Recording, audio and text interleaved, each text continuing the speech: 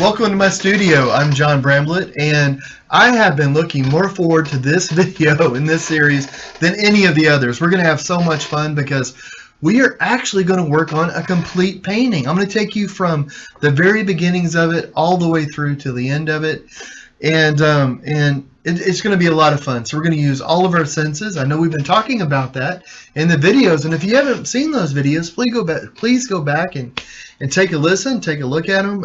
It's a lot of fun. It's a lot of different things to do. Each one has an activity, or at least one activity, and just some fun things to think about when it comes to art. Now on this one, we're taking all of the things that we've learned using our senses in different ways, and we're going to apply it, and we're actually going to make a painting. So the first step, whenever you're going to paint, now this is the first step for me, and please, the first thing that I want to tell you guys is that your way of creating art is the right way. Okay? In almost every art book that I ever read, in every art class that I took when I first started out, it seemed like every instructor had their own philosophy about how to paint, about how to create art, and generally they felt that their way was the right way. That was the only way to do it. And what I've come to the conclusion to is that the only way that you can paint your own ideas, your own feelings, your own emotions, which is what art is the way that you want to do it, that makes sense to you. So the way that you feel is right for you, that's the way to go. I'm going to show you some ideas and some tips and some tricks, some things that I've worked out over the years, and and if they help you along, that's awesome. But the first step that I do is I try to get in the right mindset for painting. For me, painting, it's a verb, it's an action, it's something you actually do. Of course you can hang paintings in your house, but we're here to paint. We're not here to decorate, and hang paintings around the room. We're here to create art. And that's a different mindset, because either you can create something or you can edit something. You can't do them the same time. You can do them really close together. You can make a mark and think, oh, do I like that mark? And then at that point you're editing, and then you start to change things like that.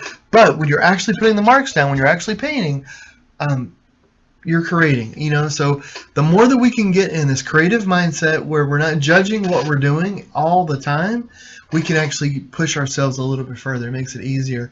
So the main thing we're doing, we're just painting. If the painting turns out, that's awesome. If it turns out in a different way than what we were expecting, that is still awesome, let me tell you. And I'll go over this more as we're going along. But every time you paint, you're learning something, and that's really what it's all about. It's pushing yourself and pushing yourself. Okay, I'm going to stop rambling and talking about this so we can get into our painting. And I want to let you guys know what it is we're in store for today. So, all right, this is what I'm painting on. So, and this is actually flat canvas, and it's on a board. And what I can take with this, I can take this flat canvas and I can frame it, or I could wrap it around wooden stretcher bars and get a gallery wrap, canvas that way. So it gives me some options, and I like it. It's fun. I paint on gallery wrap canvas most of the time. In the 16 by 20, 18 by 24.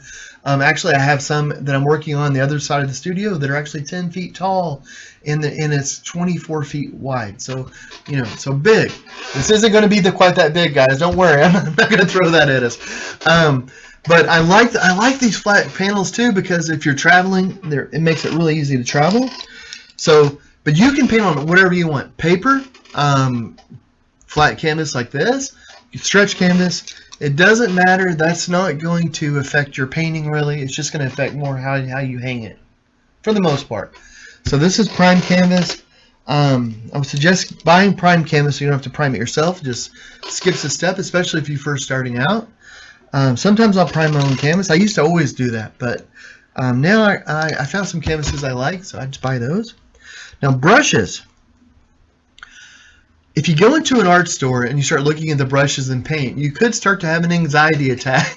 There's just so many. There's so much to choose from. You go like, oh my goodness, how in the world can I make the decision? Don't worry about that. Don't worry that there's so many different types of brushes. Just pick a couple and just start with those. And here, let me give you some ideas. So flats are really good. And what is a flat? And let me show you.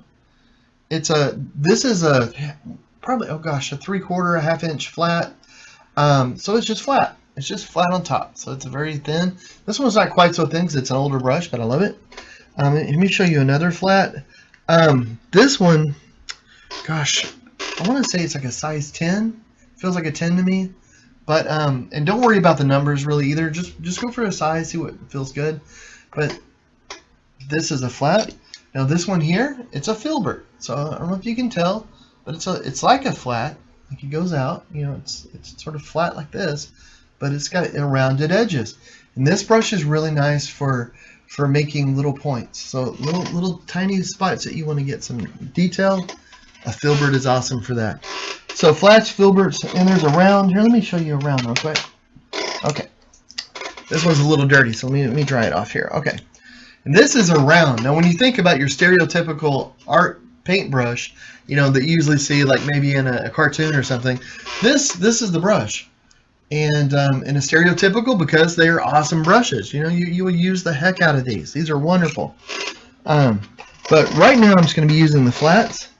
So there's also different qualities of paintbrushes. There's student quality, artist quality. I mean, you can spend a ton of money on paintbrushes, and I would recommend that you don't do that just starting out. Just get some, get a an idea for the way that you like to paint. You know, so we're going to figure that out first before you go spend a lot of money on supplies. You don't need to spend a lot of money.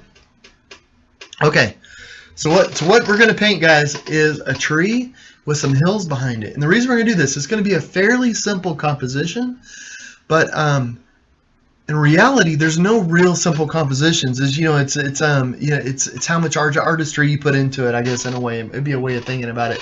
But the reason I want to do that is because I want to think about the different senses that we could use with a landscape like this.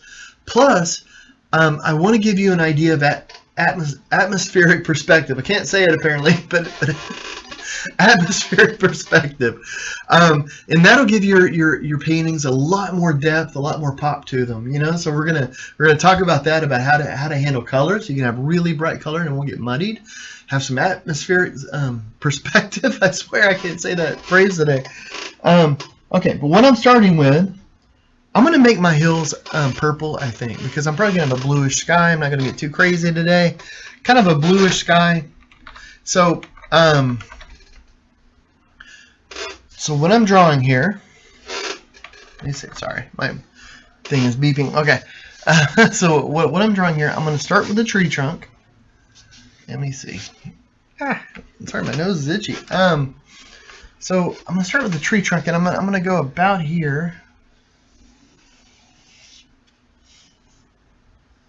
I think, and I'm going to have it start coming down. Now, what I am drawing with is a dioxazine purple here, and I'll show that to you. I should have showed it to you before I started drawing, shouldn't I have? But that's okay. So I've got a dioxazine purple, and I have a medium added into it. That, here, let me get this, makes it feel a little sticky for me. So if you've been following the videos, you know that I'm blind, but the way that I paint is through touch. So this paint that I just put down, it has a stickiness to it. So I don't know if you can hear this. I'm gonna stop talking for a second. So let me get it maybe over closer. Okay, here we go. Well, I don't know if the mic picks that up or not, but the canvas is very smooth, but these lines are actually sticky. You know, so it's a little raised, sticky kind of line. So that helps me draw. You don't need to draw using this. That, of course, unless you're visually impaired. But so you know, you can just use regular paint to draw with, you know, of course. So, but for me, that helps. Now, what I'm going to do now is I am going to put in some hills. So what I'm doing, I got a horizontal line going across. Now the hills, I'm going to put in 3 hills, maybe 4 hills. I'm going to put in 4 hills, maybe 3. I don't know. Let's go to try and see what we have. But I'm going to put in these hills. So I'm going to go across here, and then I'm going to go down. I'm going to go. Oh, let's see. There's the tree. That'll work great. Okay. Okay, so there's one hill. The reason I'm going to do these hills is because we can make these hills different colors, and that'll help us learn about atmospheric perspective. So I'm going to start another hill over here, and I'm going to have it end right here. So we're going to go up, and then I'm going to stop it, and I'm going to start it, and then we're going to go down. That's it. Yes. So, okay, we got 2 hills going. Let's do another. Now this is a kind of common sort of painting that you would find at a paint and sip, you know, one of those art classes that you might go to. So I thought, you know, that sounds like a good type of painting to do for this. Something that we can do really quick, you know, in under an hour. But we can get the idea for all the things that we want to do.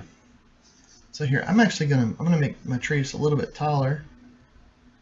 You know what? I'm gonna start having this go out over here too. So sorry, I keep looking at my mic. I don't know why. I guess because I'm hearing impaired. I look at speakers and I look at mics, almost like it's like the way I used to look at a TV. It's like I don't know why. It's just anyway. Oh, sorry, I just hit this camera. Sorry, guys. Oh yeah, I was gonna tell you guys I got a camera right here by my head, and I promise I will try not to hit it too often. I know it's like I just did that I will, but I will try to keep that to a minimum. All right, so I am gonna add a 4th hill, but this hill is kind of going to go up in here, and it's going to get lost a little bit in some of the foliage and stuff that we'll have later. So we have 1, 2, 3, 4 hills going up in there. Now, a lot of times people say, "Oh, I can't paint because I can't draw," you know. And the fact of the matter is, let me see. You know, drawing isn't really that important when it comes to painting. I mean, it is like you're getting your ideas down. Now, what I'm doing, I mean, you can call it drawing, but really what it is sketching. And there's a difference between sketching and drawing. So whenever someone says, "Oh, I can't draw," I go, "Oh, okay." Drawing is really, it is a hard thing to do. I'll be honest. You know, you see somebody that can really draw, and you think, "Oh my goodness, how amazing is that? How they can make these life, you know, light sort of depictions of things. That's really incredible in it." And it's awesome. But you don't have to be able to draw like that to be able to paint. No, not at all. Sketching is completely different than drawing. And what sketching is just thinking out loud on canvas or on paper. So you can see here, like I made this line. If I wanted to get rid of this, I could. I would just use white paint. I would just get rid of that. You know, I'm kind of liking it though, so I'm going to leave it. But as you'll see, like I made mistakes here. Mistakes don't matter. They don't matter. Like if I was drawing a hill here, let's say if I had made the line over here and it was wrong, it doesn't matter. It's a sketch. Sketches aren't drawings. The sketches, you're not going to see the sketch by the end of it. If they've done X-rays of master painters, like we're talking guys like Monet and gosh, just pretty much every master painter, if you want to be honest, everyone that sketches, and they'll do X-rays of them and they'll look at them and they are crazy looking. It looks like somebody in the 4th grade attacked it with a crayon. And I'm not disparaging 4th grade artists. I mean, you know, but you know, when you think of a master painter, you know, you think of this high refined level, but then you see the sketches and they're all like, ah. So believe me, anybody can sketch. It's just a way of thinking out loud on, you know, on a canvas. That's all it is. So down here, let me see. I'm gonna, because this is a large sort of canvas, I'm gonna put this down here. I might want to raise this ground up. Actually, I'm not sure, but I know where the tree is. The ground is going to be kind of coming around. It might get a little chunky. I might. So I'm going to put a line kind of down where the roots might be. I'm going to go down a little bit. Maybe down here just a little bit. Okay. So let me tell you what I did. So here's some lines that are I just sort of went up and down a little bit around the base of the tree. We just don't want it super clean. One thing about when you're drawing a tree too that you can think about is that generally the base of the tree, it's bigger than the top of a tree, and it's the same when it comes to the branches. So you want the base of your branch to be bigger and the end of the branch to be thinner. You know, if it's thinner towards the base and then thinner at the base and thicker out, that just looks weird. You know, it's not the way they grow. Now, if you've drawn it that way, if you sketched it that way, don't worry. We'll fix it in a minute. It doesn't matter. It's all okay. Okay. So whenever we're dealing with that atmospheric perspective, you want to start with darker colors up front, and then it's going to get a little bit lighter as you go backwards. So I'm going to use Dioxazine purple, and so you know my paint. Let me show you. So over here on my paint, I brown my paint so that I can read it. And then I have different mediums that I use. And a medium is just something that you mix it in the paint to make the paint look different and feel different. For me, it's the feeling different that I really want. So I'll mix the Dioxazine purple, which is just purple. If you can just use purple. That's another thing. Don't stress about colors. If you go to the paint store and you're like, oh my gosh, they don't have Dioxazine purple, don't worry. There's any shade that you like. It doesn't have to be purple, to be honest. Blue would look really nice, like blue mountains, yellow sky. I mean, you can do whatever you want. This is your painting. But I'm going to use a little titanium white. I'm going to put that on my palette as well. Okie doke. And so what I'm going to do is I'm going to take that Dioxazine purple. I'm going to mix it with just a tiny bit of the titanium white. Okay, so I'm filling the edges. And we're just going to paint this in. Just easy peasy.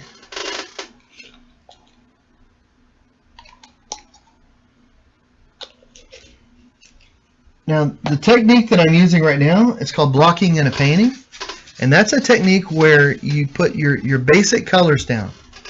So if sketching is a way of thinking out loud on a canvas by using lines, blocking is a way of thinking out loud on the canvas by using colors.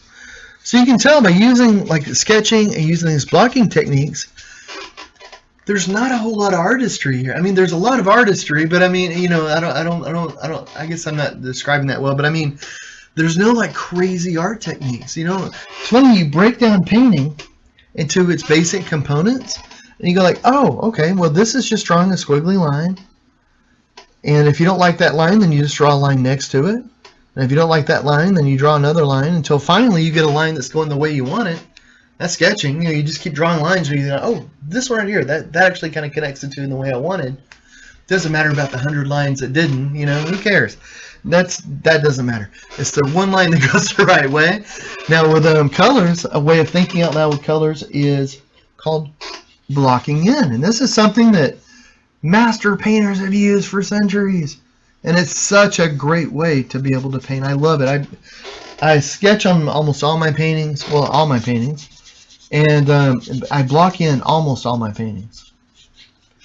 And the advantage to blocking in a painting is that you get a chance to work with the colors, start building them up gradually. So you can adjust things. You can adjust your composition very easily. And it's no stress about it. You get to work on it. So what we're looking at the end of this, for a lot of my paintings, I would take it and I would add more refinements and more refinements and more refinements.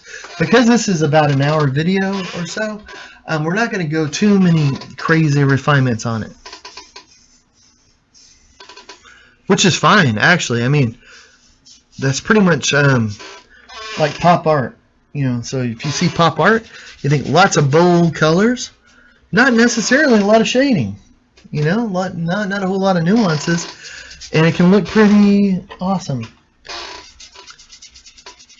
So there's some people who are colorblind, and they say, oh, I can't paint because I'm colorblind, and I totally get that. I totally get why they feel that way, and and I don't want to push anybody into doing something they don't want to do, but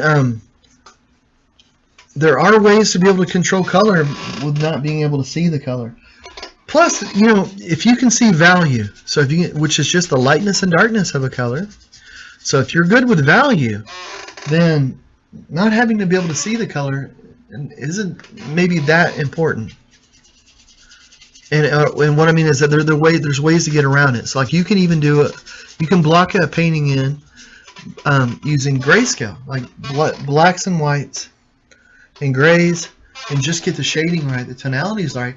Then you can go back later with washes and start adding in the color, but all the little variations in the shades, all the tones that make colors look accurate, you've already done. You've done it in black and white, but once you add that wash of color over it, you would never guess it used to be a black and white painting. I don't know. I think it's pretty cool. It's almost like a magic effect. Okay, so I have this one done, and now I'm gonna lighten it up a little bit. Oh, I'm getting paint all over my fingers, which normally is okay, but we're kind of doing this painting fairly quick, or I am, to be able to get this lesson in, and and not have you guys have to spend so much time just listen to me ramble about this stuff. But although I mean I enjoy the heck out of it. It wouldn't bother me one bit if this took an entire afternoon, because once I finish this painting, I'm just back painting another painting. I paint all day long, but I want to try to make this a little bit more condensed, because I want to get the ideas out there about how to do this, and I don't want you to have to sit for like 2 hours to be able to get the ideas behind this. So for atmospheric perspective, like I was saying, okay, there we go. Sorry, I'll start talking, I stop thinking, and sometimes and occurred to me maybe I didn't have that brush going exactly where I wanted, but it all worked out. Okay, it worked out. So I'm going to go up here and do this. With atmospheric perspective, the colors get a little bit lighter. You can also get atmospheric perspective by shifting from blue to red, because that's sort of the way sunlight works. So if you have that going on, then it gives it a bit. But another way is by just having the colors go lighter. And so if you think about like seeing hills or mountains, so if you go and you look at a photo, or you go out to the mountains, the mountains in the distance, they look lighter and lighter and lighter. And it's because of all of the air between you and it. It diffuses the colors a little bit. It diffuses the light, and when light diffuses, it gets lighter and lighter and lighter. So we're just recreating that, but we're doing it in a not so subtle kind of way. I mean, we have like a deep purple, a lighter purple. It'll just keep doing that. So it's not going to be subtle, which is great, because we're sort of doing what might be turning into sort of a pop art-ish sort of landscape.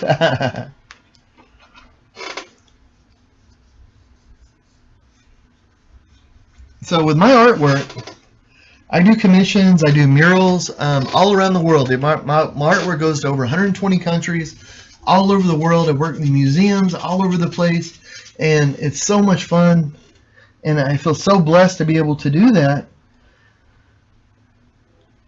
But the same reason that I paint today is the exact same reason that I started, and that's because painting actually makes me feel better. It makes my day go better. When if I'm having a bad day, if I'm health-wise or something is going on, painting makes me feel better. It helps me be able to cope. It makes, any kind of issues that I'm having, it makes that better. If it's a good day, oh my goodness, painting is such a great way to celebrate a good day. In fact, my wife, I think painting must make me a little calmer, because my wife, which of you guys have seen the other videos, Jackie is my wife, and so if I haven't painted that much during a day, she'll say, "Oh, well, you should go paint some more." So I have a feeling that it makes me a little bit easier to get along with. But so I'm touching my painted once in a while, just making sure that I'm mixing it the way that I want. This medium that I mix into my paints, it's an acrylic flow release.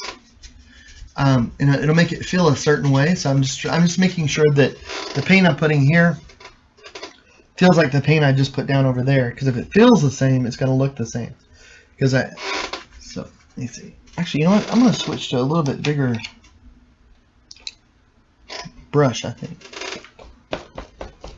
Let's see here. Boop, boop, boop, boop, boop. So this is just like the other brush, but Oh yeah, that's much better. Goodness, I should have done this a bit ago. So I'm mixing to a 3/4 inch flat. This brush I showed you earlier.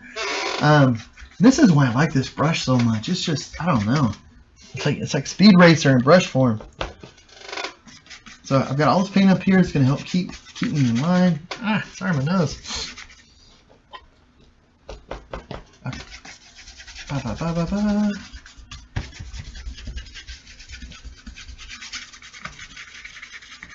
Okay. Ah, sorry, my nose is so itchy for some crazy reason. Okay, so we have two of our mountains. More titanium white. Okay. So I'm gonna kind of clean my brush up here on the canvas. That's because I'm gonna be able to get this titanium white. Now, the more that you paint and the more that you listen to videos about painting or read books about painting, you're going to get all kinds of advice on how to clean your brushes, when to wash your brush, and all this sort of stuff. And for me, I paint, a light day of painting for me is like 8 hours. That's a very light day. The usual day for me to painting is more like, gosh, I don't know, here lately more like 12 to 14 hours a day. Sometimes it's 16, sometimes it's 12, 10, so, but I paint a lot, so I don't really wash out my brushes, and oil them and all that the way you should. And my brushes last forever. Well, not forever, but they'll last for a really, really, really long time. And the reason they do, even though I don't really clean them, is because I use them all the time. And so so I'll rinse them out like here, and I'll kind of wash them, but they're always in water, and it seems like that would destroy your brushes. But I used to clean my brushes every time after painting, and that would take so much time. And then I was thinking, like, it's probably going to be like 6 hours before I start using that brush again, or 8 hours at the most. That's not very long for it to just sit there waiting for me. I don't really clean them that much anymore. Like, I get all the paint out of them, but I don't like get all these special conditioners and all these sorts of things for brushes. And you don't really need it. So also, I'll give you another tip for cleaning your brush, and that is just get a good dish soap. If it cuts grease, it'll even work on your oil paint, because oil paint's made out of oil, and those dish soaps that'll cut grease. You know what? Grease is oil. It'll cut the oil right out of there. And if you buy a specialty soap at an art store, it will cost you many, many, many times more than what the dish soap will. And in my estimation, most of the dish soaps are actually better on your brushes. And the reason is because a lot of those turpentine type soaps and things you'll find are really harsh, But if the soap is good on your hands, you're doing dishes and they're worrying about dishpan hands and all that, then the soap is also going to be really good on your brushes. So I try to treat my brushes the way I would my hands. So anyway, that was a little tangent on brushes. But let me tell you guys a little story. Okay, well, first of all, let me tell you. So what I'm doing is I'm just finishing up this mountain right here. But let me tell you a little story. I had a friend, and he's no longer with us, but don't feel too bad. He had a wonderful life, and he passed away when he was 93 years old. And he was much older than me, but he was an incredible painter, and he painted every day. He started painting when he was 13 years old. Can you imagine that? So many decades painting. And like I said, he painted every day. But he told me every day that he painted, he learned something new. Even all the way up until the end. Every time he painted, he learned something new. And I thought, how incredible is that? To have a career, a hobby, a passion, whatever you want to call art, whatever role it fills in your life, but to have that in your life, something that every time that you are around it, it makes your day better, makes you grow. I mean, my goodness, that's a lot to ask from anything, isn't it? So, I mean, you find something that does that much for you. It's easy to get a little obsessed with it. I know that whenever I'm painting, I'm focusing on the possible. I'm focusing on how to get things done. Right now I'm focusing on how to get some more paint out of this tube. It's almost empty, but you're focusing on how to accomplish something. So much in life, I talk to people.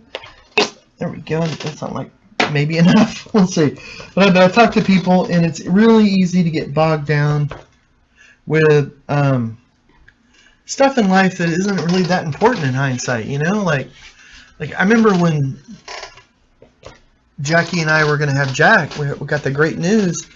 We took all these classes, and we were so worried about all these different things about having a baby and bringing a life into the world, and not wanting to make any mistakes. And most of the stuff that we worried about, it wasn't even worth worrying about it. We were just worried about nothing. We stress about all these kinds of things, and then turns out worrying about stuff, stressing about things doesn't make it better. Doesn't really help out. One nice thing about art is that it kind of keeps you positive. It keeps you thinking about what you can do. What you can't do doesn't even enter into the equation. And I love that about art. So right now, this is my 4th shade of purple. So, and I'm not really giving any ratio here, because I think you'll find the more that you paint, you'll make it your own. I'll do painting workshops, and I've done paintings and workshops with tens of thousands of people, and I'll do something simple, like this composition. I love this composition because it's not a complex composition, but it's fun to do. Really fun to do. And then but even so, if I'm in a class that I'm leading of like 20, 30 people, 100 people, 200 people, I've done classes with 1,000 people. There's not two alike. They're all different in some way. I know that sounds crazy, like how in the world could they all be so different?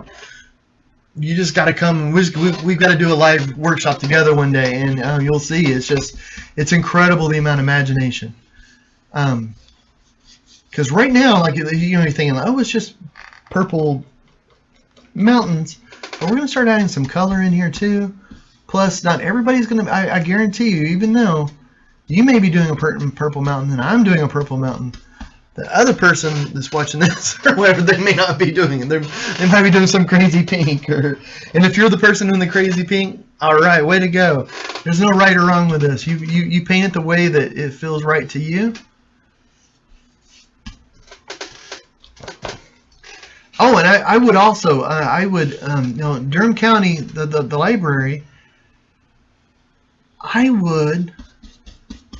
No, I don't want to have people photobomb them or anything, but I would suggest sharing your artwork. If you do this painting, I'd have sharing it with them, but definitely share it with me too, please. I would love that.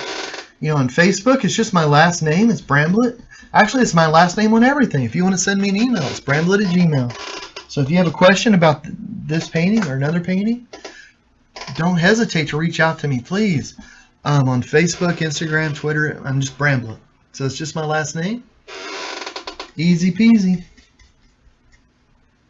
But I would love for you to share your artwork though, and to tag Durham libraries, because maybe if somebody sees your painting, they might get inspired to start painting themselves. And how wonderful would that be? If the reason someone found art or got into art was because of your painting. So you can see this is a pretty simple painting so far. Easy peasy.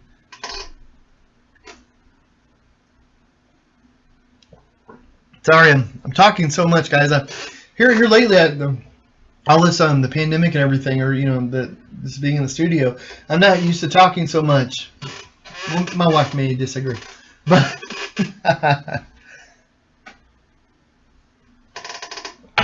all right, okay. So we got that part done. So there's blocking in the colors. Everything's great so far. Now the next part, actually, you know what? I'm going to use, let's see, what is this? Yes, Cerulean Blue. So CB, Cerulean Blue. Whenever I go and ooh, gosh, almost put this everywhere. Whenever I braille my tubes, I don't put a whole lot of braille on them. I just put the basic letters that I need on it. So for Cerulean Blue, I just put CB. And what I'm going to do down here is I want kind of a swirly sort of effect. I'm just going to put some. I just got on my other. I'm using one hand to feel where I want the paint to go. So I feel like I got, I have that sticky paint that I was painting with. Got this other paint that has the mediums in it, so it feels different. Like this paint feels different than this. So I got a good guide. So I'm using. Oops, sorry, I bumped the thing again. Using a little Cerulean Blue. And now I've got some really, really dark blue. And I'll put a list of all the colors on here. So right now all we have is purple and white and blue. We have 3 colors in this painting. Now I'm adding another blue. So we have a lighter blue, a Cerulean Blue, which is sort of a light medium blue. And now I have a dark blue, which is more of a navy. And it's not going to look that different. But I just want to put a little bit of that down towards the bottom. I have that kind of go off the bottom here. And we're still just blocking in color, guys. Now I want to put blue down here because I don't know. I just to be honest, I thought it sounded nice.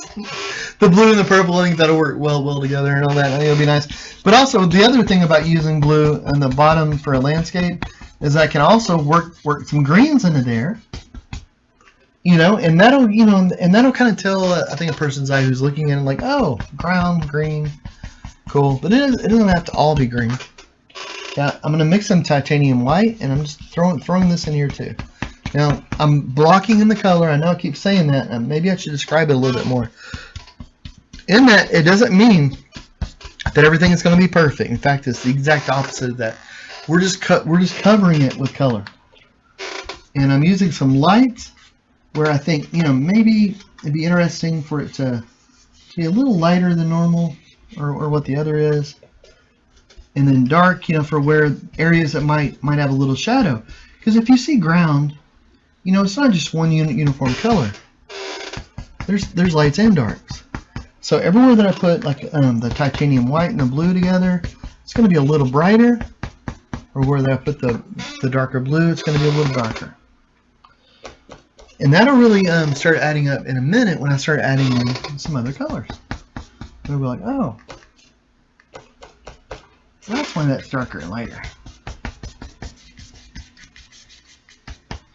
Up. Okay. I'm going to rinse this brush off because I want to add some darker colors over here. And because I have that titanium white on there, it's not going to let it darken up too much. So we will fix that right now. Just rinse it in some water. Now I've got mostly just a really, really deep blue here. And I'm going to go along here. Up. And I'm going to make it kind of a jankety edge. And by jankety, I mean I'm taking this brush and I'm wiggling it up and down just a little bit.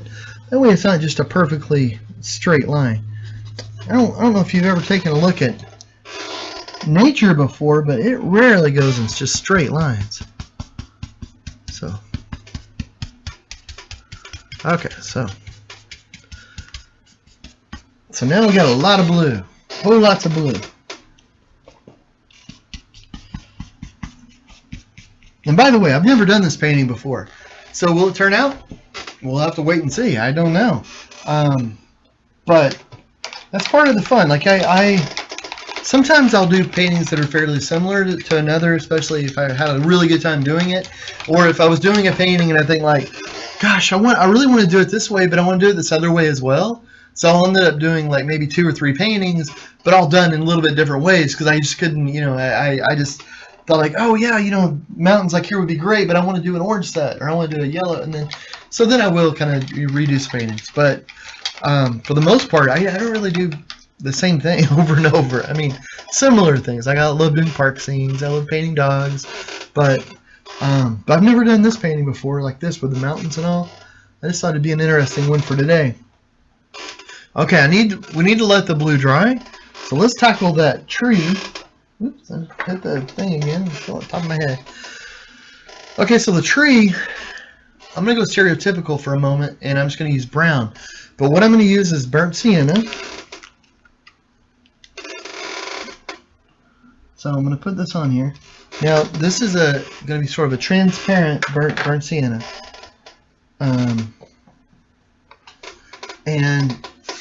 I say stereotypical because burnt sienna is pretty much a brown. It's sort of an orangey brown, which I think is kind of fun because, you know, it's got a little more zing to it than just your normal basic brown. It's got a little color in there. So I'm just putting this in here. Does not have to be perfect at all. In fact, when we get done with this painting, whenever I call it done, it's going to have a lot of color to it. It's going to, you know, it's going to look a certain way. But then I will tell you some other steps that if you want to, you can go through and you can do that later. It goes beyond this 1 hour lesson that we're doing today. Because most of the time when I paint, this is what I do. I'll draw out a painting, and then I'll block it out in colors, kind of like what we're doing right now. And then I'll keep refining it. So right now we're doing what I would call one layer. This is one layer. And almost all of my paintings are at least 15 layers or 20 layers or 30 layers. So imagine just doing this but over and over and over again, but every time you're adding more nuances. So by the time you're done, and sometimes it's really hard to even pick up on a camera, but by the time you're done, people with their eyes can see all these different layers of paint. The light will go in, it'll come out and reflect, making subtle changes. So if you walk around a room, if the light changes, it'll give it a different look. And we try to capture as much of that as we can with my art prints, but nothing is like the original where, you know, it's actual real paint on there and it does that. So this is the first steps of how to do that, guys. So I've drawn this with that light dioxazine purple, and now I'm going into it with that burnt sienna, which is sort of our orangey brown. So, but I'm going to go back in with other paints, and we're going to take care of all this. This is just getting the basic color in. That way we're just covering up the white canvas. Okay. And that'll give some variations and subtleties a little bit later on. Quite often when people are painting and stuff, it seems like, you know, they think, well, their paintings, they aren't looking the way that they want them to look, you know, and they get to this point and they go like, oh my goodness, this looks very cartoony, you know. I don't think I have, I don't, you know, I can paint a little, maybe I can draw a little, but I can't be a painter. Like, you know, this is my level, you know. Well, this is a start, guys. This is the start. So if you can do this, then that means that you can do the next level as well. And take your time. Honestly. Just take your time when it comes to painting. Does not matter how fast you paint. Once you're done with the painting, it's done forever, you know, so do not stress about that at all. Okay, get that cleaned off a little bit. Let me see here. So I don't know, can you let me raise this up so you guys can see the whole canvas for just a second.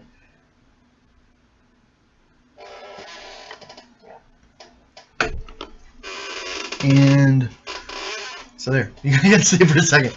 All right, now okay, I'm gonna move my palette over just a little bit. So I'm gonna take some more of that cerulean blue, and I'm going to thin it down a little bit. So if you don't have to thin it down, but if you wanted to, you could. And if you're working with acrylic paints, you just get what's called acrylic flow release.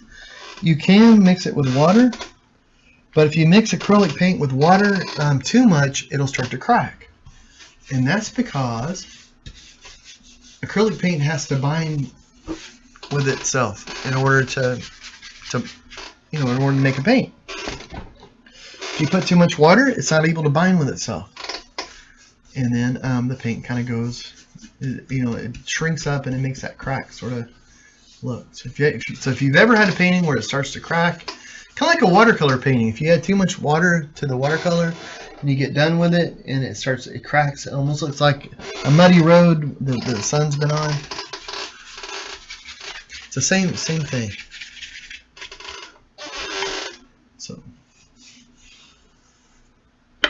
what I'm going to do, oops, sorry, I keep hitting this thing. I'm so sorry, guys. I'm going to take a little titanium white with it.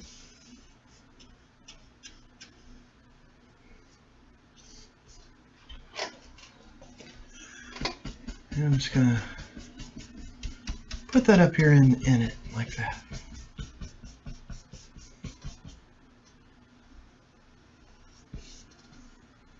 Okay. Alright, here, I need more titanium white. So,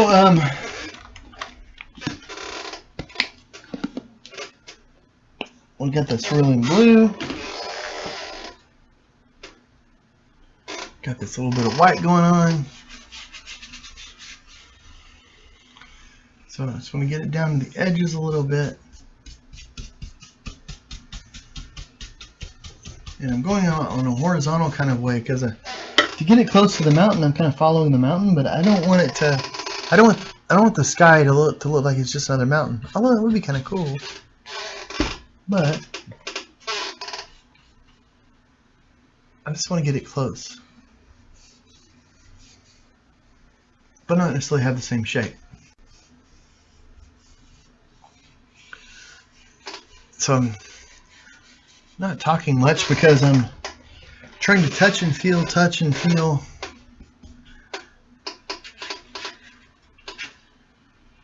And a lot of this isn't going to matter because we're going to have some leaves over here in just a minute.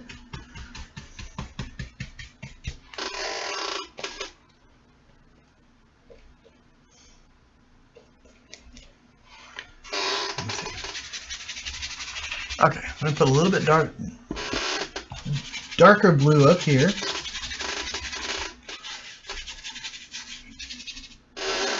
Oops, sorry, I hit the thing again. Oh, I'm sure I don't have to tell you guys. Okay, keep hitting that camera. Okay, I'm going to put some of the darker blue over here without hitting the camera this time. That's the idea.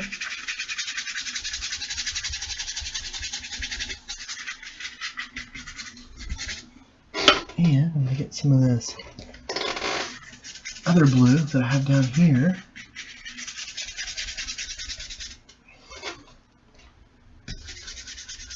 So what I'm trying to do is just block out the sky a little bit, just covering up that basic white. Here, let me take this away. I don't know if that.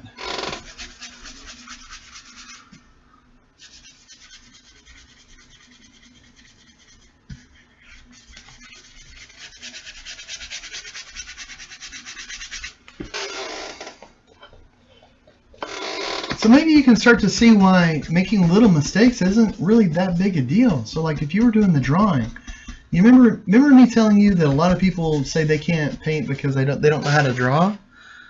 Well, imagine if you had stopped doing this just at the very beginning when you say, oh, I couldn't draw. Any drawing mistakes that we would have had are gone now. You can't see them. You only see the lines that you liked and that you wanted to work with.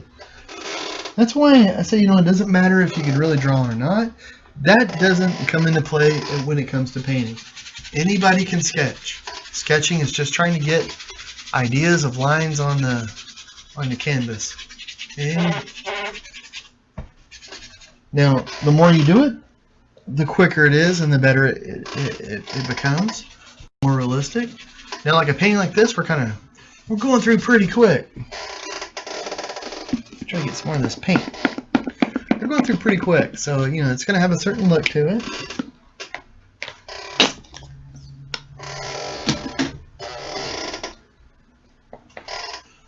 let's see.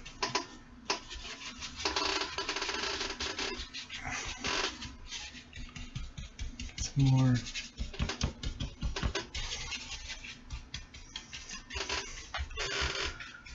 So most of my paintings usually take a couple of days to do. So doing a painting an hour usually isn't my speed, and that's why like what I'm really showing you guys how to do here is how I sort of start a painting, how I get it ready to go, you know. So we're still blocking in the painting.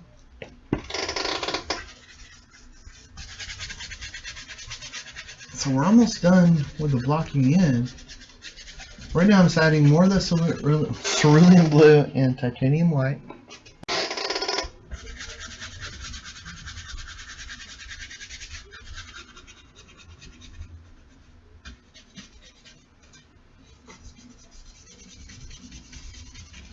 I'm getting it pretty close to the tree here. And that's going to help cover up some of those drawing lines that I had before. Not really worried about them. I gotta get rid of some of them. I'm not worried about them because the tree is actually going to change quite a bit as well.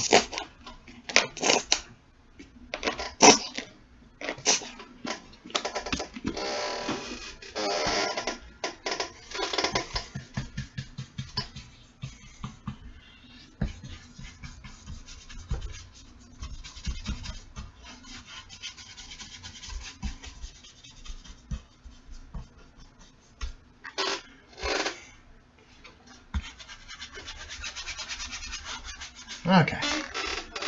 Dum ba bum. Can take a little titanium white and just sort of go through here a little bit. I'm gonna let this dry a little bit now. So for me, let's see. Okay. So for me, I have to let things dry a little bit before I can go back. So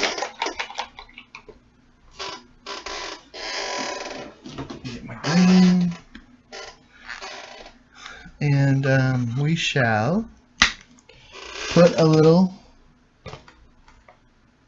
light green on the ground down here.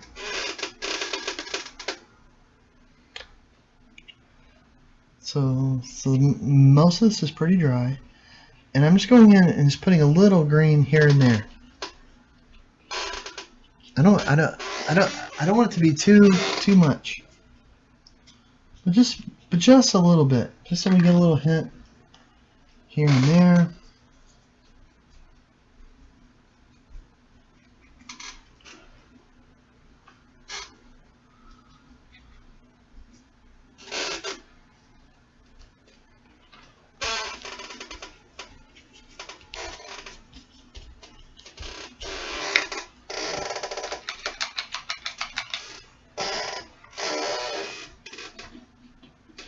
And let's see, we get a little bit of orange.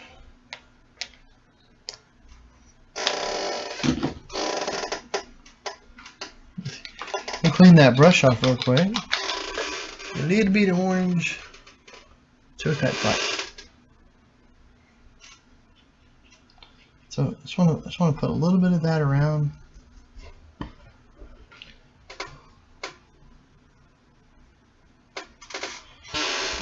And one of the reasons I'm putting just a little bit of orange in here is because the orange is going to make the blue pop. Blue and orange are complementary colors to one another, so I just want enough of it so that you're not really thinking about the orange too much, but that the blue is like a little bit more blue, you know. It's a little bit more fun. And let me see.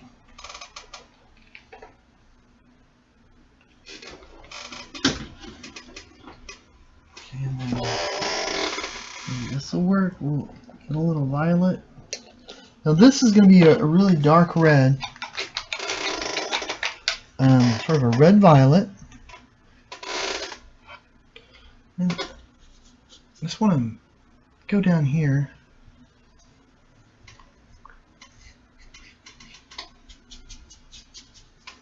And I'm putting it on the tree, the tree trunk, and so I want to darken the tree trunk a little bit. I'm not changing the whole thing to red violet though, but I'm going right along the edges here. And I feel like I made the tree trunk like a little thin on the bottom, like up here when I was touching, that's pretty thick. So I want to correct that now, because remember me telling you that a tree ought to be bigger on the bottom? Well, no time like the present to make that happen. So we'll just fix that.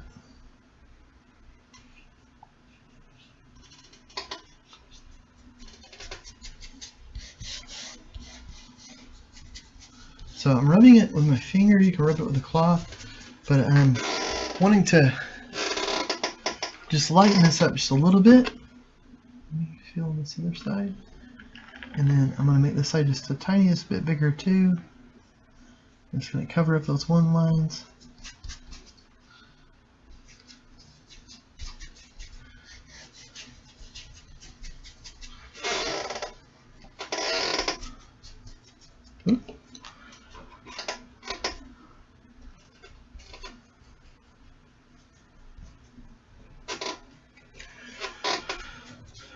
Okay, now I'm adding a little bit of different texture in the middle. Just trying to give it more like I'm trying to keep the lines very vertical on the tree. They're not, the lines on the tree aren't perfectly vertical, but you know, but just enough so that we're not necessarily doing a realistic, like a high realism sort of painting at all. But it's funny, if there's enough points that your eye is looking for, that it sees it, it'll start to fill in other details as well. So we're going to use that little effect from the eye to give it just enough detail here and there so that it starts to form it in the person's brain a little bit. They go like, oh, this is a tree because that's bark because it does this and that with it. So yeah, so really it's just burnt sienna, a little red violet,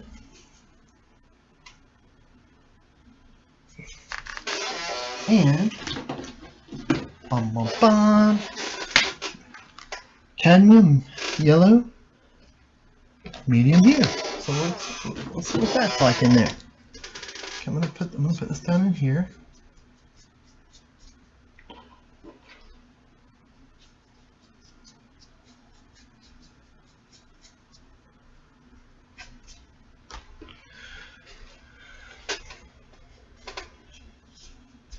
The funny thing about this is that you know, this is the first go around on the tree. Now I normally said I do many rounds of you know, on the tree. So imagine adding a little bit of detail each time, and it doesn't have to even be browns. It doesn't have to be yellows and reds. You know, you can use purples. I mean, you can use greens. You can use whatever you want. But as long as you keep your technique the same, you make it look a little realistic on the tree. Like you keep the lines going up and down. You can make a pink tree, and people would know it was a tree because of the, you know, the way that the lines are going, the way that the colors are working together. And with that same idea, you can also, like, if you've ever seen my paintings of people, like I've painted Tony Hawk and Jeff Bridges and lots of different musicians and just, I don't know, lots of different people and lots of dogs and cats, but they're not in like regular human or dog colors or what cat colors or anything. They're all crazy, but if you can keep to the same idea of like it's darker here, it's lighter there, you know, you don't have to use normal skin tones or fur tones or tree tones or anything like that. Yeah. Like, you know, oops, I just hit this. Because, you know, there aren't really, well, I guess there are red trees. I'm going to say there aren't really red trees like this out there, but of course there are. Used to painting in crazier colors than just red, I guess. Or just, so just more of that yellow, I think. So hopefully this is making sense so far. You know, we've put in those mountains, and then we got the tree coming in. We got the ground down there. Everything has about one coat of paint on it.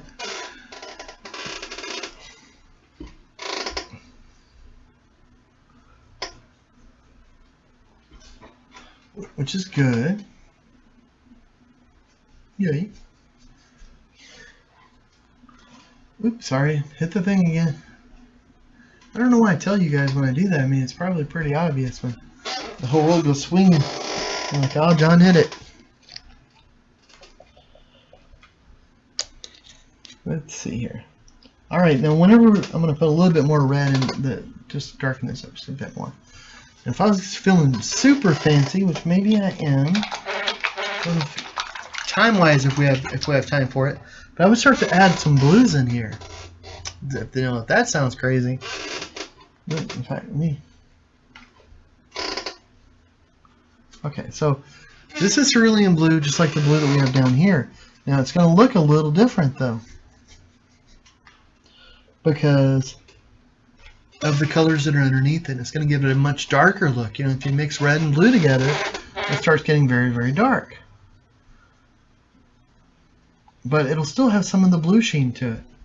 So you can start doing some interesting things by mixing the colors together. So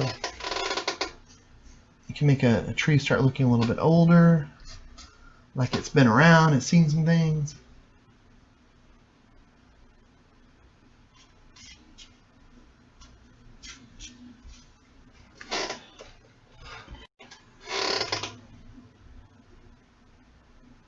So that's another way to think about color. You know, and I was talking about the census or all the others, and that's one thing that I should mention is that one reason that all my colors and most of my paintings are you know, all kinds of different colors and stuff. One big reason is because I use so much of my senses when I'm out and about, when I'm around, and I'm, you know, if I'm out in the forest somewhere, which is why the ground could be blue like this. You know, maybe there's mint somewhere and it makes it give it a cool sort of smell to me and sort of feeling. So everything suddenly becomes blue, and you know, and maybe the bird song, you know, it gives, you hear the voices and stuff, and it sounds a little purple. It kind of gives you a feel like that, where everything's sort of light and nice. And then, you know, the tree being all the different colors, you know, the texture of it, you know, it could be really rough, and maybe that gives you an idea of red. And you know, there's different ways to be able to use your senses with all this. So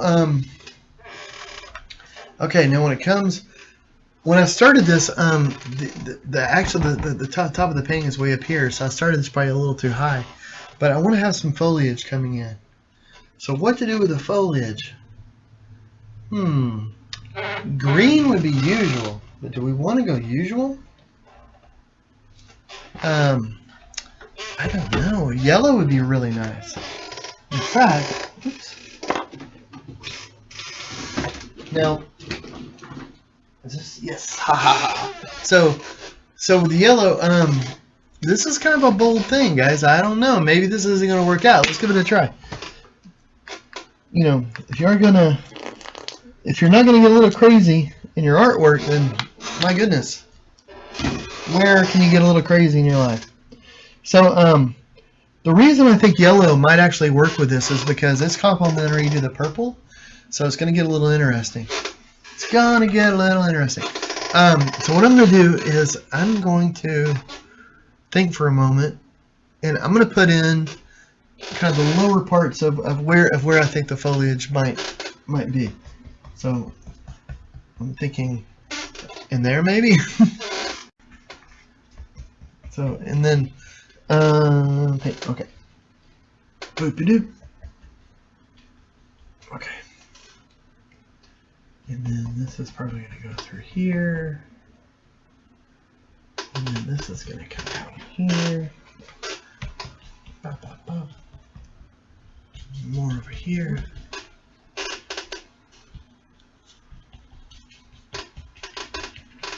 Over here. How about So like I say, this is a pretty common type of painting that you'll see in sip and paint classes. In fact, oh gosh, so before that, I don't think I've done this painting before. Maybe I have. It does sound pretty familiar. So maybe I have. Maybe I've taught this one before. But gosh, it's been so long though. I honestly can't remember. So that's all right.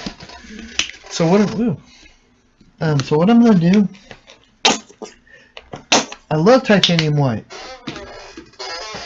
I love it so much I'm running out of it in here. I've used it all just about. So, but I'm gonna use the titanium white to come in, and I'm gonna use it to cover up the line of where I know that the hills are gonna be, just to break that up a little bit, because the lemon yellow is sort of a light color, and I know through experience sometimes it has a hard time covering up the deeper colors.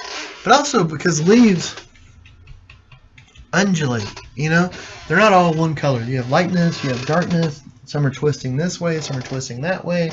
So, you know, this is a way to put in some light areas. And of course, you can probably imagine what's after this. I'm going to put in some dark areas. This is kind of fun. Now, let me tell you, when you get down and you're painting the trees and the whatnots, just loosen up a little bit, have a little bit of fun with it. Actually, here, I should probably take me away for a moment. Just have a little fun with it.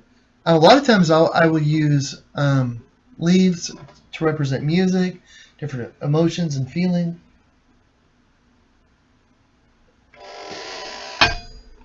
Let's see here. Let me get some more of this yellow. I feel like maybe I ought to go through here a little bit.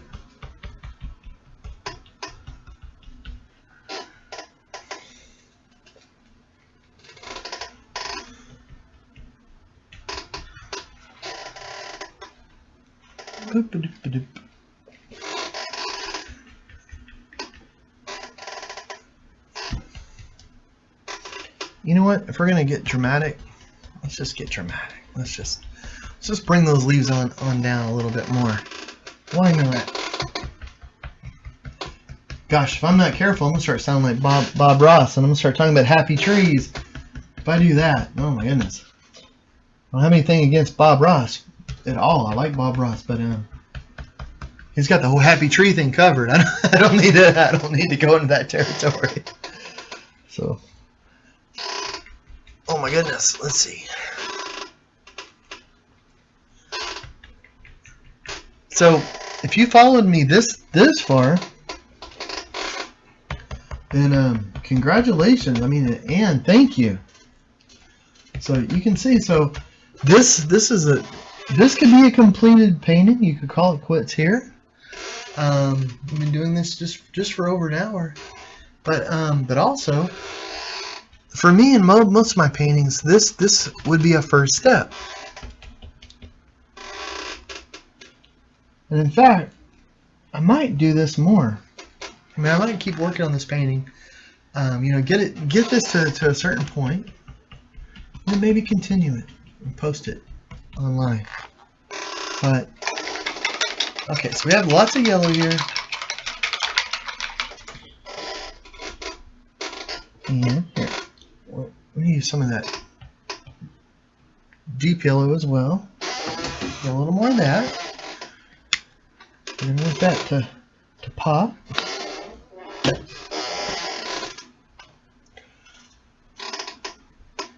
So okay, so let me tell you guys. Okay, I'm gonna cover this up for a minute. I apologize for that, but I want to tell you guys. So we're getting about to the end of this part of it. Like I say, this could be where you stop it. This painting, you could call it done, and there's nothing wrong. I mean, that's great. Generally, what I would do is this would be my blocked in painting. This is the painting where I know kind of almost where I'm beginning in a way. So I've got it all drawn out. I've got it all kind of colors put out where I want it, and then I can start pushing it a little bit further than that. where it is right now, it's sort of like a pop art kind of feeling, almost like a folk art sort of place. Now, see, so you may ask, well, okay, well, if this is like a place where you might start like the next part of the painting, what is it that you're going to be painting? Like, what is the next step? Well, what I would be doing is adding more realism to it by adding more shading, making like the darks darker, bringing out the lights, putting in some variation in the background, you know, having some more go along it. Like I say, you don't really have to do that though with this painting, you know. It's but before I call it quits here, I'm not done yet. Got a secret weapon, guys. Fluorescent pink. Bum bum bum. Oops, haven't opened this one yet. Okay, let me open it up first, and then it opens through the thing. Okay, here we go. Da da da! Secret weapon. I call pink my secret weapon because it just seems to get along with all of the colors. If you use it with yellows, it just makes the yellows look really amazing. I love the reactions I get from people whenever I use pinks in it. It makes blues turn into violets. It just, you know, it works really well with so many different colors. With yellows and oranges, it just adds highlights and low lights a little bit to it, depending on the shade of pink and how it is that you're using it. So I'm just going in right here. Let me take this off. Just adding a little bit here and there. Now, generally with leaves, the way to really make leaves pop. So if you want to go online and look at some of my forest paintings as a reference, in quite a few of those, I have some really thick leaves and leaf work. And the way that I get that, and the way that I keep the colors really strong and pure, is by doing them in layers. So I have this layer now where I have titanium white, lemon yellow, and cadmium medium yellow, and now I'm adding fluorescent pink to it. Now I would let this dry, and then I would add more titanium white blobs to it too. I would add some other colors to it, and then let that dry, and then just keep repeating the process until you get this layered up effect that it's very deep. And then the last layer, I would use some transparent washes just to give a little bit more depth, and that's going to add some low lights to it, so I don't do it all over, but I do it on parts of it. Well, guys, I think it has been about an hour and over an hour, and so I think I'm going to call this painting done right here. I've had so much fun working on this painting, and like I said, so you could call this painting completely done right here, and you know, and hang it on your fridge, hang it on your wall, frame it, you know, or you can start adding more to it. I think I'll probably add more to it actually. I'll let this part dry. Just because I've had so much fun working on it. But I want to thank you guys for following along with me on this and watching this, and I've had the best time. I love the idea of adding just an intense amount of colors up here with the tree, and maybe even having it droop down even further. I don't know. You know, really start drooping down around the tree. So imagine that, you know, and so imagine if all this foliage just started coming down around it. Maybe that would be an idea. You know, and that's a wonderful thing about art, is that you can just keep it changing and keep it going.